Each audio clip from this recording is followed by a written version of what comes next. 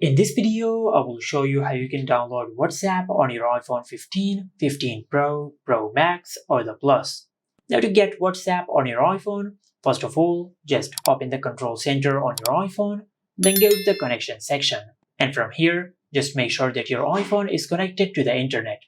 After that, just go to your home screen and open the App Store. And in the App Store, just tap on your profile icon. And from here, just make sure that you're signed into your Apple ID. If you're not signed into your Apple ID, just sign in from here. After that, just tap on search from here. Then in the search bar, just search this. From here, just tap on WhatsApp Messenger. Then tap on Get. Tap on Install. Now it might ask you to enter the password of your Apple ID to start downloading.